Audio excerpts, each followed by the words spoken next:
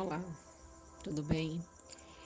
Eu gostaria de falar um pouquinho com vocês hoje, mamães, sobre esse lindo dia, um dia dedicado ao Dia das Mães.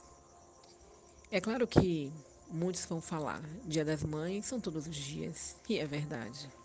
Todos os dias é o dia de uma mãe, aquela mãe que nasceu no dia da concepção. Sim, não foi quando o seu filho ou sua filha nasceu que você se tornou uma mãe.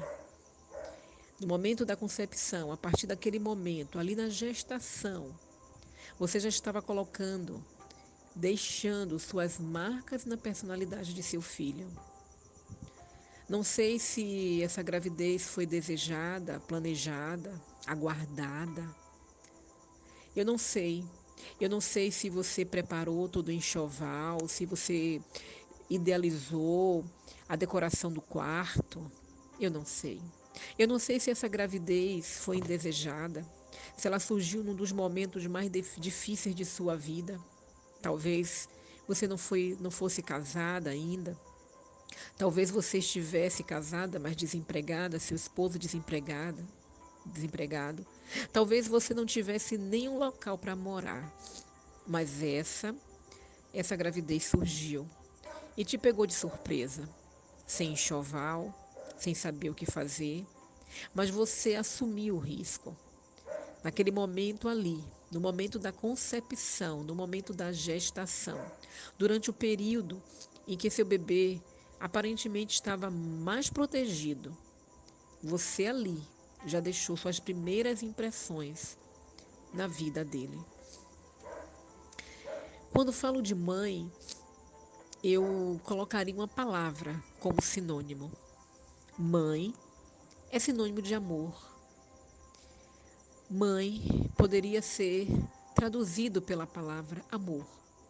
Sim, aquele amor que está ali no livro de 1 Coríntios, aquele amor que tudo sofre, aquele amor que tudo espera, que tudo suporta, sim. Essa é você, mãe.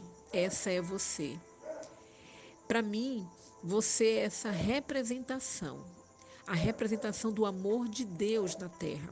Quando se fala em amor de Deus e quando se fala em exemplo de amor de Deus, nada nem ninguém representa melhor este amor do que o seu amor pelo seu filho.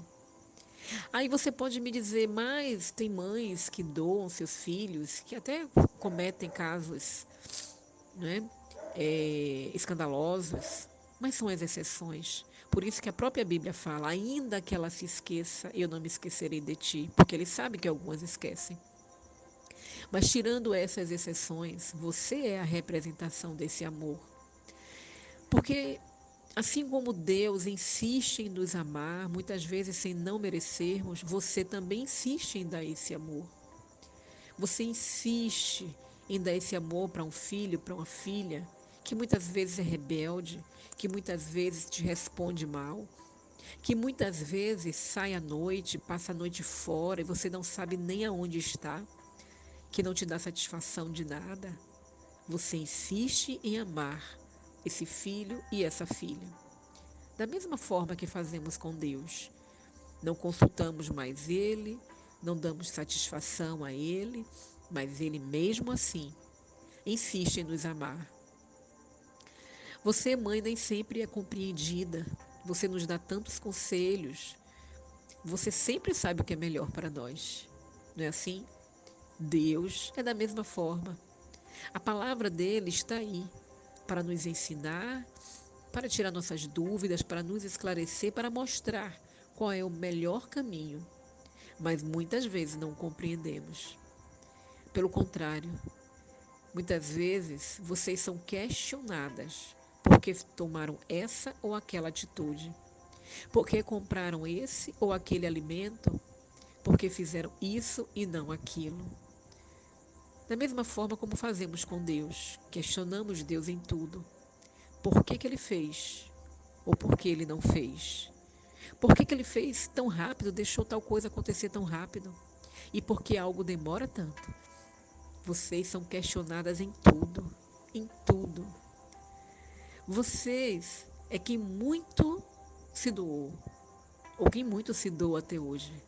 É você que se sacrifica. Você se sacrifica. Você hoje esquece até mesmo de você.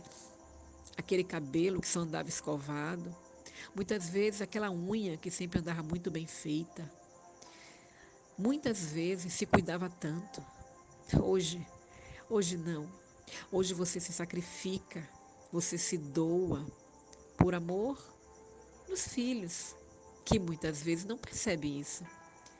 Muitas vezes não percebe que foi feita uma comida diferente só para agradá-lo, para agradá-la.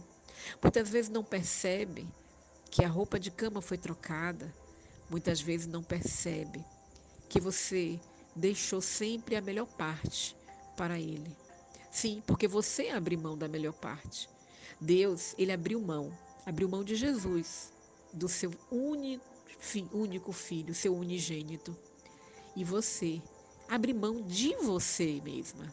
Você abre mão de você mesma pelos seus filhos. Você é aquela que conforta, você é aquela que acolhe, mas nem sempre você é confortada, nem sempre você é acolhida. Você é aquela pessoa que é um porto seguro, que está sempre de braços abertos. Nos seus braços nós podemos descansar, assim como Deus. Podemos cometer o pior pecado, podemos errar, podemos falhar, mas sabemos que Ele vai nos acolher. Se nós procurarmos o porto seguro, nós vamos encontrar. E você assim, você é aquela que sempre acredita na mudança de um filho ou de uma filha. Pode o mundo acusar, pode o mundo condenar. Assim como Deus não desiste de nenhum dos seus, não desiste de nenhuma alma, pode ser a mais pecadora. Assim é você, com seu filho, com sua filha. Você sempre acredita na mudança. Você é aquela que, mesmo seu filho, sua filha encarcerada, você passa por qualquer humilhação para fazer aquela visita. Aquela visita que ninguém vai, aquela revista que ninguém vai fazer, mas você vai. Você vai. Você vai porque você tem um amor que excede qualquer amor aqui na terra. Quando eu penso em mãe na Bíblia, eu tenho muitos exemplos, mas eu penso em Maria. Maria, um exemplo de mãe para nós. Maria, ela não foi o que muita gente diz que ela foi virgem eternamente, não. Nós sabemos que o Senhor Jesus, ele teve outros irmãos, que José, até Jesus nascer, realmente não a conheceu, mas depois a conheceu sim. Maria, ela também não é a mediadora entre Deus e os homens. Só existe um mediador, que é Cristo Jesus. Essa história de que peça a mãe que o filho atende, nós sabemos que não é verdade. Nós sabemos que o véu do tempo se rasgou de alto a baixo e que através de Jesus nós encontramos a salvação. Mas ela é sim bem-aventurada. Ela é sim uma mulher agraciada. Ela é sim uma mulher que deve ser admirada, respeitada, não adorada, mas respeitada. Uma mulher que deve ser reconhecida por ter abrigado o Filho de Deus em seu ventre. Uma mulher que, naquele período, naquela época, ela simplesmente enfrentou toda uma sociedade por conta de uma gravidez que ela não planejou, que ela não desejou, que ela não aguardava. Talvez ela tivesse planos de ter filhos, tivesse planos sim. Afinal de contas, ela estava noiva de José. Ela estava no período, uma espécie de noivado. Então ela planejava sim ter filhos e talvez muitos filhos com José. Mas conceber do Espírito Santo de Deus, isso não estava no pensamento dela. Engraçado que no capítulo 1 de Lucas, ele fala de duas gestações: a gestação de Maria e a gestação de Isabel. Ainda nesse capítulo, ele fala da reação de Maria e da reação de Zacarias. Zacarias era um sacerdote. Zacarias, ele conhecia muito a palavra de Deus. Zacarias, ele desejava esse filho. Afinal de contas, quando o anjo o visitou, o anjo disse: a tua oração foi ouvida. Então ele pedia aquele filho para Deus. Zacarias, ele só ouviu coisas boas sobre essa criança. Que ele seria grande diante de Deus. Diz que ele converteria muitas pessoas a Deus. Diz que ele seria cheio do Espírito Santo. Diz que a virtude e o espírito de Elias estaria sobre ele. Mesmo assim, sendo sacerdote, estando ali diante de um anjo, Zacarias duvidou. Ele disse: como posso ter certeza disso? Como saberei isso? Como posso ter certeza? Como posso ter certeza? Zacarias, ele focou nas dificuldades. Eu sou velho, minha esposa também é velha. Como é que eu posso ser pai? Isso foi a posição de Zacarias, um sacerdote. Já a posição de Maria não foi essa.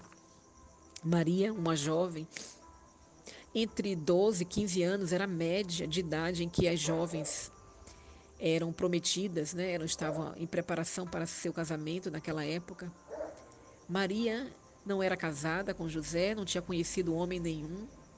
Maria poderia ser apedrejada por estar grávida sem estar efetivamente casada com José. Então ela não desejou aquele filho, ela não pediu aquele filho. Mas a reação de Maria ao saber, ao ser informada de que seria mãe, foi totalmente diferente da reação de Zacarias. Maria, ela não se perturbou com o fato daquele filho vir através dela.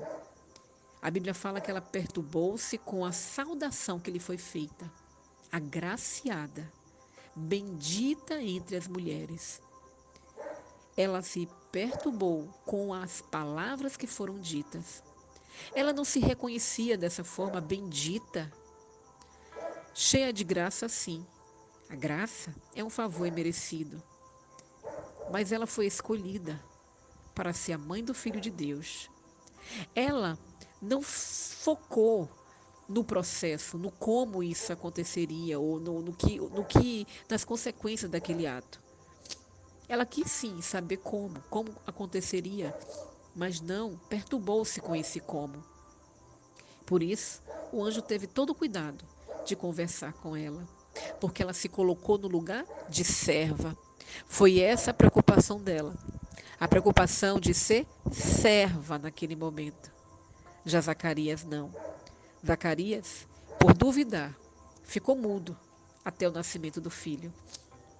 Engraçado que Isabel, ao saber que seria mãe, ela disse que aquela criança, aquele filho, seria o fim do opróbio, da humilhação, da vergonha. Porque uma mulher, quando não tinha filho naquela época, era muito vergonhoso. Já Maria estava correndo sérios riscos, justamente por ser mãe naquelas circunstâncias. O que nós podemos aprender com Maria como mãe? Primeiro, Maria educou sem interferir no propósito de Deus para Jesus. Ela não procurou interferir nesse propósito. Muitas vezes, mães protegem tanto os seus filhos, projetam neles, às vezes, os seus desejos, os seus sonhos não realizados. A profissão que queria ter e não conseguiu. Às vezes, os lugares que queria visitar e não visitou. Às vezes, até a festa de aniversário do primeiro filho. Geralmente o tema é com aquele tema que ela queria ter na festa de aniversário dela. Maria não desejou nunca ser melhor nem maior que Jesus. Lembra das bodas lá em Caná, na Galileia, quando faltou o vinho e foram até Maria, o que foi que ela disse? Façam tudo quanto ele vos disser. Façam tudo quanto ele vos disser. Que ele seja visto e não eu. Assim são vocês. Vocês querem que seus filhos sejam vistos. Vocês querem que seus filhos sejam elogiados. Vocês querem que seus filhos estejam no pódio. Sim, que eles estejam no pódio. Vocês estão sempre na retaguarda. Sempre na retaguarda. Maria, ela nos ensinou a ter desapego. Maria abrigou no seu ventre. Maria amamentou. Maria cuidou. Maria educou. Maria protegeu. Perdeu noites de sono quando ele teve febre, quando ele estava doente. Maria protegeu ele quando ele ficou doente, quando ele teve sarampo, catapora, quando ele chorava. Mas mesmo assim, ela sabia que um dia ela teria que entregá-lo para a humanidade, entregá-lo para a humanidade. Ela sabia do propósito do seu filho e ela estava preparada para esse desapego. E vocês? Será que vocês estão preparadas para esse desapego?